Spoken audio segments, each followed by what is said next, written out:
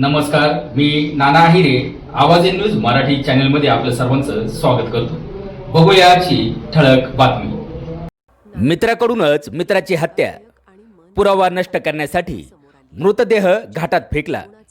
नाशिकच्या नांदगाव तालुक्यातील जातेगाव येथील 23 वर्षीय आदिवासी युवक रेवणनाथ पवार याची त्याच्याच मित्राने जुन्या वादातून निर्गुण हत्या केल्याची धक्कादायक घटना उघडकीस आली आहे। आरोपी दादा निकम याने महिनाभरापूर्वी झालेल्या भांडणाची कुरापत काढून रेवणनाथला दगडाने ठेचून ठार केले।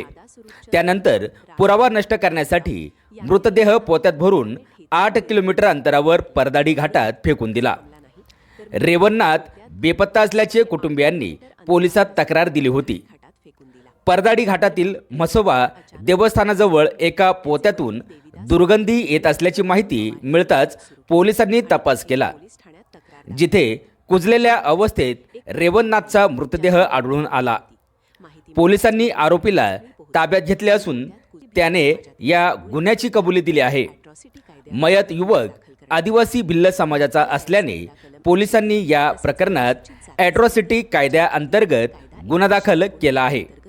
स्टेशनच्या हद्दीमध्ये जातेगाव आहे। त्या जातेगावमध्ये राहणारा जो आहे रेवणनाथ देवीदास पवार आणि त्याच्याच गावामध्ये एक दादा स्वरूपचंद निकम असे दोघं नागरिक त्या गावात राहतात।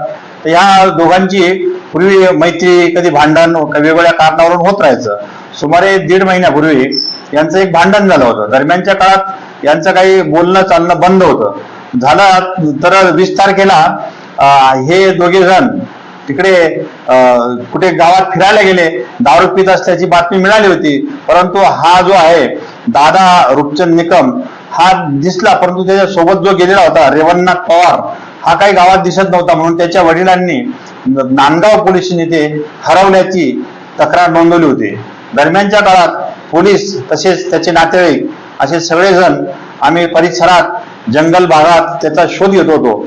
शोध घेत असताना आम्हाला माहिती मिळाली की हा रेवणनाथ देवीदास पवार जो आहे याचे प्रेत या परधडी हा जंगल भाग आहे, डोंगर भाग आहे, त्या घाटामध्ये असल्याची माहिती मिळाली। आम्ही मैताचे नातेवाईकांसह पोलीस पथक तसेच माननीय सहाय्यक पोलीस अधीक्षक श्री ते दुगड साहेब, मालेगाव कॅम्प उपविभागाचे अधिकारी असे आम्ही घटनास्थळी पोहोचलो आणि त्या आरोपीचा पण शोध घेतला। आम्हाला जातेगावला आरोपी दादा स्वरूपचंद निकम हा मिळून आलेला आहे आणि त्याला आम्ही अटक केलेली आहे।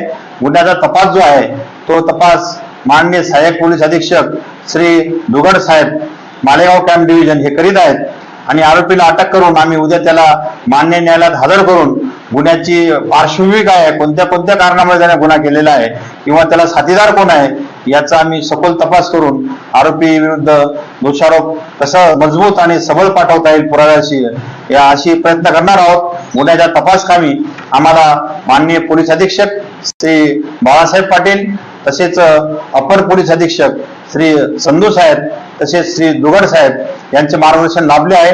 त्यांच्या मार्गदर्शनानुसार आम्ही पुढील तपास करीत आहोत। धन्यवाद।